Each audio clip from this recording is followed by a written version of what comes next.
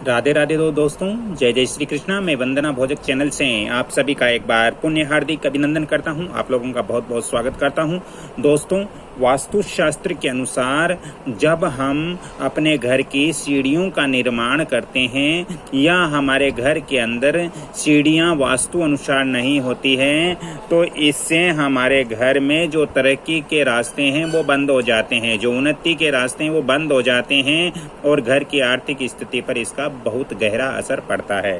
दोस्तों, सीढ़ियों का प्रारंभ और अंत दोनों स्थानों पर हमें वास्तु अनुसार एक सुंदर से दरवाजे रखने चाहिए। हम सीढ़ियों से जब चढ़ते हैं तो इसका जो प्रारंभ है, जहाँ से चढ़ते हैं वहाँ भी हमें एक मुख्य द्वार यहाँ पर सीढ़ियों का रखना चाहिए, और जहाँ पर ऊपर जाकर के सीढ़ियाँ एंड होती है, सीढ़ियाँ समाप्त होती हैं, वहाँ पर भी एक मुख्य द्वार हमें रखना चाहिए। दोस्तों, नीचे का द्वार से ऊपर का द्वार छोटा नहीं होना चाहिए। नीचे के द्वार से ऊपर का द्वार छोटा होगा तो की ऊर्जा वहां सही से विचरण नहीं कर पाएगी और घर के अंदर आर्थिक स्थिति कमजोर हो जाएगी। इसलिए या तो आप जो सीढ़ियों के नीचे का जो दरवाजा रखते हो वो दरवाजा और जो हमारे छत के ऊपर दरवाजा खुलता है वो दरवाजा दोनों बराबर समान अनुपात में रखें, बराबर रखें, तो वास्तु अनुसार बहुत अच्छा है। लेकिन दोस्तों, नीचे के दरवाजे से ऊपर का दरवाजा बड़ा होना चाहिए।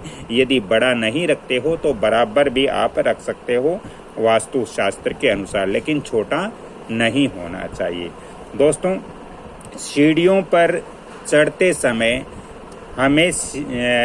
हम दाईं ओर मुड़े ऐसी व्यवस्था हमें करनी चाहिए। जब हम सीढ़ियों पे चढ़ते हैं तो हमारा घुमाव है वो दाएं तरफ रहना चाहिए, ये अच्छा है।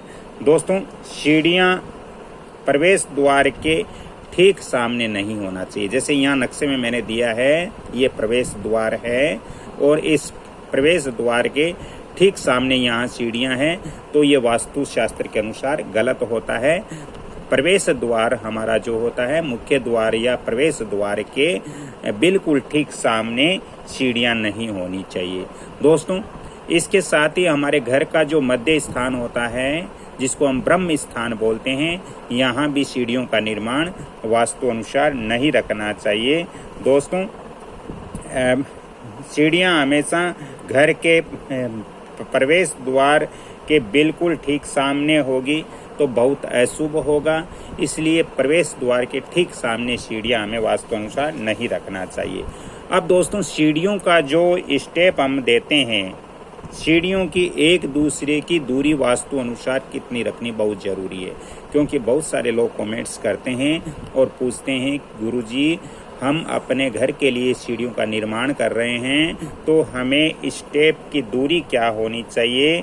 दोस्तों, यदि आप अपने घर की सीढ़ियों को भी नाप सकते हो, यदि वो भी वास्तु अनुसार नहीं है तो उसको आपको ठीक करना चाहिए, वह वास्तु उपाय करवाना चाहिए।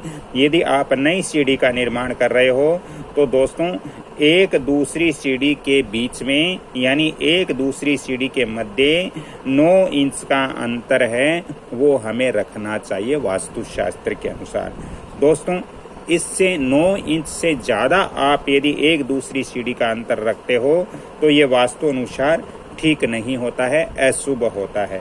दोस्तों, सीढ़ी के कुछ लोग हैं जो सीढ़ी के प्रारंभ में जहाँ से सीढ़ी शुरू होती है वहाँ पर प्रारंभ में त्रिकोण स्टेप दे देते हैं, यानी ऐसी सीढ़ी यहाँ पर जैसे ही हम एंट्री करते हैं तो यहाँ पे मैं समझा देता हूँ, जैसे ही हम एंट्री करते हैं तो इस तरह की सीढ़ी हमारे प्रारंभ में लोग लगाते हैं। तो यह त्रिकोण आकार वाली सीढ़ी हमारे सीढ़ियों के प्रवेश पर हमें नहीं रखनी है। दोस्तों, ये वास्तु के अनुसार अशुभ होता है।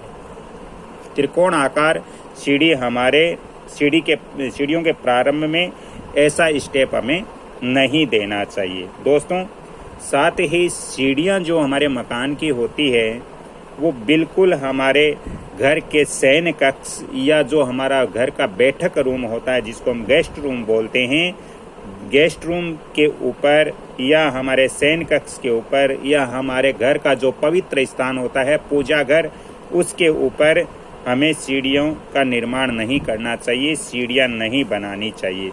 दोस्तों, आजकल बहुत सारे लोग हैं जो नीचे शौचालय देते हैं, ऊपर सीढ़ियों का निर्माण करते हैं, तो ऐसा भी वास्तु अनुसार नहीं होना चाहिए। दोस्तों, यदि आपके पास सीढ़ियां हैं, सीढ़ियों के नीचे स्थान है, उसका उपयोग करना चाहते हो, तो फिर यहाँ पर आप गोदाम बना सकते हो, यानी घर का जो फालतू सामान है वो आप सीढ़ियों के नीचे रख सकते हो। यहाँ पर कबाड़ स्टोर सीढ़ियों के नीचे बना सकते हो।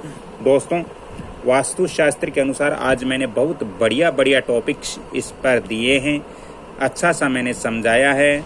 आपका कर्तव्य है कि वीडियो को जितना ज़्यादा हो सके आप लाइक शेयर सब्सक्राइब जरूर करें, क्योंकि मैं आप लोगों के लिए बहुत मेहनत कर रहा हूं। आप लोगों को घर बैठे वास्तु की बहुत महत्वपूर्ण जानकारियां दे रहा हूं। आपका भी दायित्व बनता है, आप इस चैनल को, इस वंदना भोजक चैनल को आप लाइक शेयर सब्सक्राइब जरूर करें और बेल आइकन घंटी के निशान पर भी क्लिक करें। हाँ, ज़्यादा ही वास्तु ज्योतिष संबंधित आपको परामर्श चाहिए या आप विजिट करवाना चाह रहे हो तो आप फ़ोन नंबर भी नोट करें 7901718402। अगली कड़ी में फिर मैं एक वास्तु का लेकर आता हूँ, तब तक के लिए आपसे क्षमा चाहता हूँ। जय श्री कृष्ण, राधे राधे, जय श्री राम, धन्यवाद। दोस्तों, आज का मेरा वीडियो अच्छा लगा तो आप सभी से एक बार पुनः निवेदन करता हूं कि वीडियो को लाइक शेयर सब्सक्राइब जरूर करें और बेल आइकन घंटी के निशान पर भी क्लिक करें, क्योंकि इसी से ही मेरा मनोबल बढ़ता है और मैं आप लोगों तक वास्तु और ज्योतिष की जानकारियां पहुंचाने का प्रयत्न करता हूं। जय श्री कृष्ण, धन्यवाद, जय श्री राम।